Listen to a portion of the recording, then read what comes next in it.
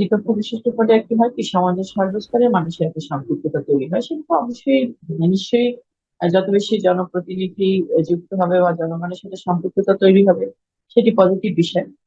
প্রধানমন্ত্রীর ক্ষমতা হ্রাস বা রাষ্ট্রপতি প্রধানমন্ত্রীর মধ্যে আহ ক্ষমতা ভাষণ আমি খুবই সুস্পষ্ট আমরা মনে করি যে এগুলো সংসদেই সমাধান হওয়া উচিত। আমরা তো 54 বছর ধরে একটা পার্লামেন্টের মধ্যে আছি, এবং পৃথিবীর অনেক দেশ আছে যেখানে দ্বিকক্ষ বিশিষ্ট পার্লামেন্ট নাই, সেখানে ডেমোক্রেসি ওয়ার্ক করতেছে। আর আমাদের দেশে যদি দ্বিকক্ষ বিশিষ্ট পার্লামেন্ট করতেই হয়, তাহলে তো এটা সংবিধান সংশোধন করতে হবে। আমাদের যে অন্তর্বর্তীকালীন সরকার, তাদের একটা মূল প্রায়োরিটি, অনেক প্রায়োরিটির মধ্যে মূল প্রায়োরিটি হচ্ছে একটা সুষ্ঠু নির্বাচন। যে নির্বাচনটা বাংলাদেশের মানুষ 14, 18, 24 গত 10 বছর ধরে কোনো নির্বাচন ঠিক মতো হয়নি। নৌপরিবহন উপদেষ্টা ব্রিগেডিয়ার অবসরপ্রাপ্ত এম শাখাওয়াত হোসেন তিনি বলেছেন দ্বিকক্ষ বিশিষ্ট সংসদ হতেই হবে। তিনি দুটি বিষয়ে আসলে আজকে বেশ কিছু কথা বলেছেন, এর মধ্যে দুটি পয়েন্ট আমি আসলে তুলে ধরছি। একটি হচ্ছে যে দ্বিকক্ষ বিশিষ্ট সংসদ হতেই হবে, আর আরেকটি হচ্ছে এখন সংস্কার করতে না পারলে কখনোই করা যাবে না। এই দুটি বিষয় আপনি যদি প্রথম আগে একটু দ্বিকক্ষ বিশিষ্ট সংসদের বিষয়ে বলতেন যে আপনি ব্যাপারে কি মনে করেন, যে আসলে বাংলাদেশের বাস্তবতায় সংসদীয় রাজনৈতিক বাস্তবতায় দ্বিকক্ষ বিশিষ্ট সংসদের যে প্রসঙ্গটি আসছে এটি কতটুকু যৌক্তিক এবং কতটুকু প্রয়োজনীয়? একটা হচ্ছে চালু যদি আপনি করেন অযৌক্তিক বা অপ্রয়োজনীয়, সেটা বলার কোনো সুযোগ নেই। আপনি যদি চালাতে পারেন, পদ্ধতিটার মধ্যে ঢুকে যেতে পারেন, অর্থাৎ বেশি সংখ্যক জনপ্রতিনিধিদেরকে যদি সম্পৃক্ত করতে পারে, সেটা হতেই পারে। এবং সেটা একটা মানে সময় সাপেক্ষ একটা প্রক্রিয়া বলে আমি মনে করি। বাংলাদেশে এখন যে সংসদীয় পদ্ধতি আমাদের রয়েছে, সংসদ, জাতীয় সংসদ, এটার মধ্যে দিয়ে সরকার পরিচালিত হয়, এই সিস্টেমে এখন আহ, পরিবর্তন করতে হলে সেই পরিবর্তন করার কোনো আহ অধিকার বলেন বা এখতিয়ার বলেন এদের নেই। যদিও অনেক কিছুই তো এর মধ্যে নাটকীয় বর্তমান যে বাস্তবিক পরিস্থিতি তাদের করতে হচ্ছে। কিন্তু এটা আসলে হঠাৎ করে একটি নির্বাচন, আমাদের তো নির্বাচন আমরা দাবি করছি, খুব দ্রুত নির্বাচন, নির্বাচন আমার মনে করছে আসলে দেয়াই উচিত নির্বাচন।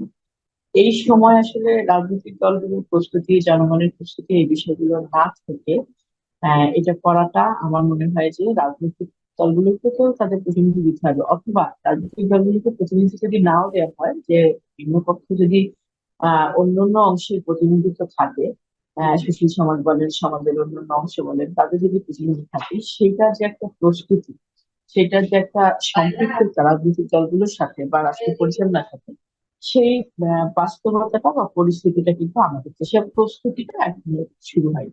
আমার মনে হয় যে এটি তো অবশ্যই অবশ্যই একটি ভালো পদ্ধতি, এই কারণে যদিও আমরা যে আমাদের যে প্রস্তাব তার মধ্যে আমরা বিকল্প বিশিষ্ট প্রস্তাব করিনি, কারণ এখন যে সংসদীয় পদ্ধতি আছে, এই সংসদীয় পদ্ধতিতেই যদি নির্বাচিত প্রতিনিধি হয়ে যারা আসেন, তারা যদি সঠিকভাবে জনগণ ভোটে কোন রকমের মানি ম্যানিপুলেশন মাসেল এর বাইরে যে সঠিকভাবে সরাসরি জনগণের প্রতি নির্বাচিত হয়ে আসতে পারেন, তাহলে সেটাই যথেষ্ট। কিন্তু দ্বিপক্ষ বিশিষ্ট পর্যায়ে একটি হয় কি সমাজের সর্বস্তরে মানুষের একটা সম্পৃক্ততা তৈরি হয়, সেটা তো অবশ্যই নিশ্চয়ই যত বেশি জনপ্রতিনিধি যুক্ত হবে বা জনগণের সাথে সম্পৃক্ততা তৈরি হবে, সেটি পজিটিভ বিষয়। কিন্তু আমি মনে করি যে এই মুহূর্তে, এই সময়, এই সরকার এই পদ্ধতি প্রবর্তন করা তাদের অধিকার বা ইখতিয়ার নেই।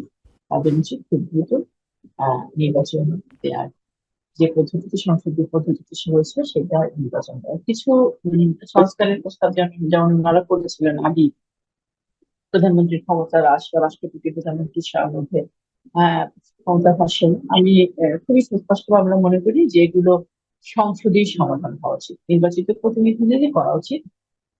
যারা ক্ষমতা নির্বাচিত হয়ে আসবে জনগণের ম্যান্ডেট নিয়ে, জনগণের কাছে তাদের অধিকার ব্যক্ত করে, তারাই তারাই এটা করবে। বাংলাদেশের জনগণ আসলে এই মুহূর্তে কি চাচ্ছে সেটা তো বোঝার কোনো সুযোগ আমাদের। সেই কারণে আমার মনে হয় যে এখনই এই সরকারের কি করা সমীচীন। জি, এবং এই জায়গাতে আমি একটু প্রশ্ন রাখি লুনার, আপনি যেমনটা বলছিলেন যে বিএনপির মহাসচিব মির্জা ফখরুল ইসলাম আলমগীর তিনি অন্তর্বর্তী সরকারের প্রতি পূর্ণ সমর্থন রেখেই তিনি বলেছেন যে মানুষের মধ্যে ধারণা হচ্ছে সরকার ইচ্ছা করে নির্বাচন বিলম্ব করছে। এমনটা কি আপনার মনে হচ্ছে যে মানুষের মধ্যে এই ধরনের আলাপ আলোচনা হচ্ছে? আপনি কি শুনতে পাচ্ছেন, অথবা তারা কি মনে করছে যে সরকার আসলে নির্বাচন দিতে দেরি করছে? আপনি কি মনে করেন এই ব্যাপারে? একটা হচ্ছে যে বাংলাদেশে সরাসরি শেখ হাসিনা বিরোধী যে সকল রাজনৈতিক দল আমরা আন্দোলনে ছিলাম বা এর বাইরেও যারা, আমাদের কিন্তু খুব সুস্পষ্ট দাবি ছিল যে সরকার কিছু মানে সংস্কার তো করতেই হবে।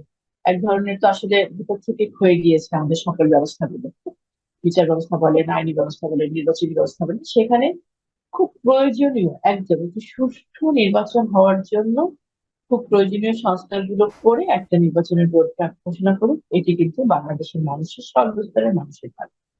এবং একটি জিনিস আপনারা দেখবেন যে যখন প্রধান উপদেষ্টা বলছেন যে খুব দ্রুত নির্বাচন দেওয়া হবে, বা অন্য কেউ বলছেন যে দ্রুত নির্বাচন দেওয়া হবে, তখন উপদেষ্টা পরিষদের আরেকজন হয়তো বলছেন যে এটি উপদেষ্টা পরিষদের সিদ্ধান্ত না, ব্যক্তিগত মতামত, বা এরকম কোনো আলোচনা হয়নি বা সংস্কার করতে হবে।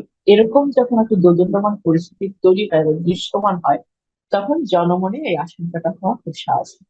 মির্জা ফখরুল সাহেব উনি বিজ্ঞ রাজনীতিবিদ, একটি বড় রাজনৈতিক দলের নেতা, নিশ্চয়ই উনি একদম ভিত্তিহীন কথা বলেন। এই সামগ্রিক পরিস্থিতিতে শুধু সাধারণ মানুষ না, আমরা যারা রাজনীতি কর্মী আমরাও মনে করি যে সরকারের আসলে এই যে নানা ধরনের প্রক্রিয়া শুরু করেছে, চারিদিকে কাজ, এগুলো অত্যন্ত গুরুত্বপূর্ণ। তারা শুরু করেছে, এগুলো চলমান থাকুক, কিন্তু সবচেয়ে যেটি গুরুত্বপূর্ণ সেটি হচ্ছে অতি দ্রুত একটি নির্বাচনী রোডম্যাপ ঘোষণা করা। তারা কবে নাগাদ নির্বাচন করবে, এবং যখনই তারা এটা সুস্পষ্ট ভাবে ঘোষণা করছেন না এবং এক একজন এক কথা বলছেন, তখন মানুষের মনে এই ধরনের আশঙ্কাটা হওয়াটা খুব স্বাভাবিক। কারণ জি বাংলাদেশের মানুষ দীর্ঘদিন ধরে ভোটাধিকার থেকে বঞ্চিত, মানে ঘর ভরা গরু সিঁদুরে মেঘ দেখলেও ভয় পায়, এই ধরনের একটা পরিস্থিতি তৈরি হচ্ছে।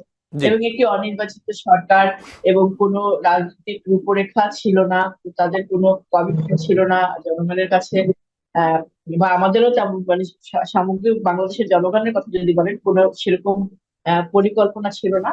একটি উদ্ভূত পরিস্থিতিতে, গণ অভ্যুত্থানের মধ্যে দিয়ে সরকার পতনের উদ্ভূত পরিস্থিতি তারা ক্ষমতা নিয়েছে, এবং তারা এক একজন এক এক অংশের হয়ে এখানে মিলিত হয়েছে।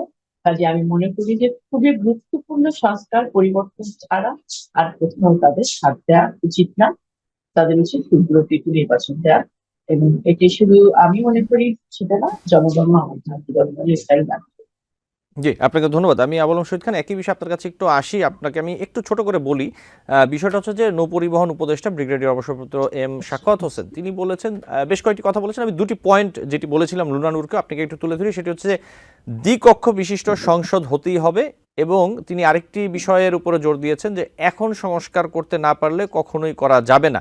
সাথে আরেকটি বিষয়, বিএনপি মহাসচিব মির্জা ফখরুল ইসলাম আলমগীর তিনি বলেছেন যে মানুষের মধ্যে ধারণা হচ্ছে সরকার ইচ্ছা করে নির্বাচন বিলম্ব করছে। এই বিষয়গুলোতে আসলে আপনি কি বলবেন?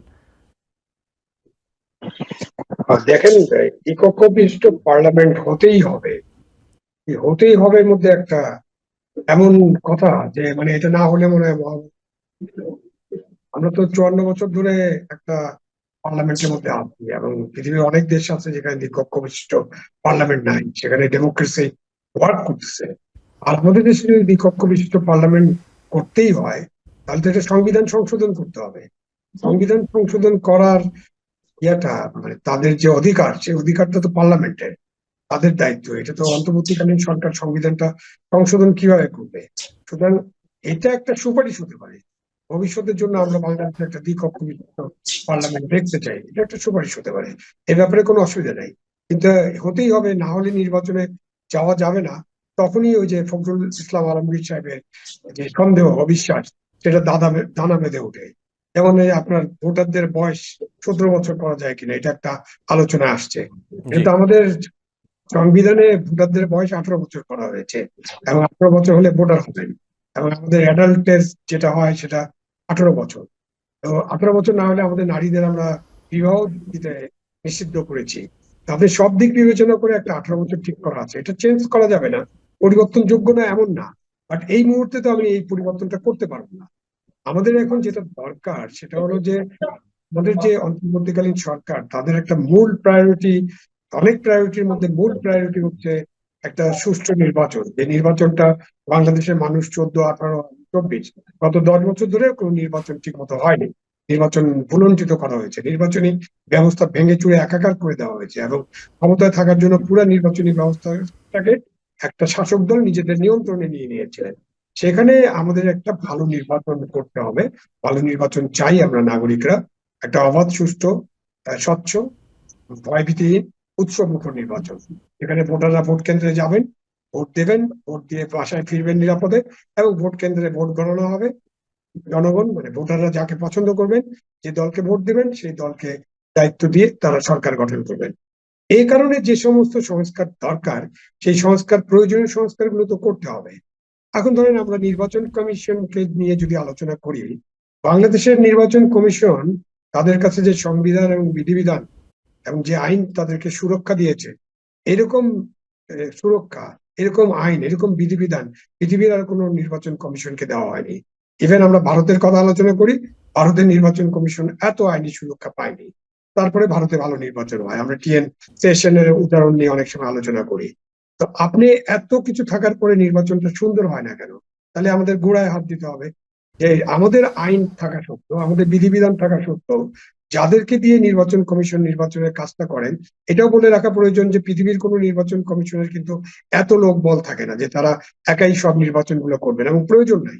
নির্বাচন একটা 5 বছর পর পরের ব্যাপার। সেজন্য আপনি 12 লক্ষ মানুষকে নিশ্চয়ই নিয়োজিত করবেন না ওই কাজের জন্য। নির্বাচনে আপনার 10 লক্ষ, 12 লক্ষ, 14 লক্ষ এরকম মানুষ দরকার হয়, যারা আইন শৃঙ্খলা রক্ষা করেন, যারা নির্বাচনের দায়িত্ব পালন করেন, প্রিজাইডিং অফিসার বা assistant presiding officer, polling officer, returning officer, assistant returning officer এবং আইন শৃঙ্খলা রক্ষাকারী বাহিনী, জুডিশিয়ারি, তারা নির্বাচনে থাকে। গত 18 এবং 24-এর নির্বাচন নিয়ে সবচেয়ে বড় কোশ্চেন হলো নির্বাচন কমিশনের মেরুদণ্ড নিয়ে অনেক আলোচনা হয়েছে এবং নির্বাচন কমিশন ভালো নির্বাচন চেয়েছেন কিনা এটা নিয়ে অনেক প্রশ্ন আছে। কিন্তু তারপরও নির্বাচন কমিশন ভালো নির্বাচন চাইলেই করতে পারেননি, যদি চানও তারা করতে পারেননি। কারণ হচ্ছে যে যে দল ক্ষমতায় ছিল সেই দল পুরা নির্বাচন ব্যবস্থা তাদের নিয়ন্ত্রণে নিয়েছে, এবং কাদের মাধ্যমে নিয়েছে? এই প্রশাসন, পুলিশ, আইন শৃঙ্খলা রক্ষাকারী বাহিনীর সদস্য এবং যাদেরকে তারা নিয়োজিত করেছিলেন অন্যান্য নির্বাচনী কর্মকর্তা বৃন্দ, গণকর্মচারী যারা কাজ করেছেন, ব্যাংকের, প্রাইভেট ব্যাংকের কর্মচারীরাও কাজ করেছেন, অনেক শিক্ষক কাজ করেছেন নির্বাচন নিয়ে, তাদের উপরে একটা প্রভাব বিস্তার করেছেন। এখন দেখেন যে দলীয় সরকার থাকার কারণে এই প্রভাবটা যত সহজে করা যায় সেটা কিন্তু তত্ত্বাবধায়ক সরকারের আমলে ছিল না। আমরা যদি একটা 15ই ফেব্রুয়ারিতে একটা নির্বাচন হয়েছিল 90 দশকে, এবং 12ই জুন একটা নির্বাচন হয়েছিল, তাদের মধ্যে সময়টা কিন্তু খুব কম, আর 90 দিনের অনেক কম। তারপরেও কিন্তু 15ই ফেব্রুয়ারি নির্বাচন যেরকম নির্বাচন হয়েছিল, 12ই জুনের নির্বাচন কিন্তু সেরকম নির্বাচন হয়নি। 15ই ফেব্রুয়ারি নির্বাচনটাকে ভোটারবিহীন নির্বাচন বলা হয়েছিল, এবং 12ই জুনের নির্বাচনের কে বলা হয়েছিল এটা একটা ভালো নির্বাচন হয়েছে। তখন কিন্তু এত বড় বড় কোনো পরিবর্তন করতে হয়নি, শুধু সরকার ছিল না, দলীয় সরকার ছিল না। এখন আমরা যে সংস্কারগুলো নিয়ে কথা বলছি, নির্বাচন কমিশনের যদি কিছু সংস্কার প্রয়োজন হয়, আমার ধারণা যে নির্বাচন কমিশন এমনিতেই যথেষ্ট শক্তিশালী, তাদেরকে কি সংস্কার করবেন এটা খুঁজে বের করতে হবে। যদি কিছু খুঁজে বের করা যায় করেন, অসুবিধা নাই। কিন্তু আমাদের প্রশাসন, পুলিশ এবং জুডিশিয়ারি, আইন শৃঙ্খলা রক্ষাকারী বাহিনীর মধ্যে একটা সংস্কার আনতে হবে।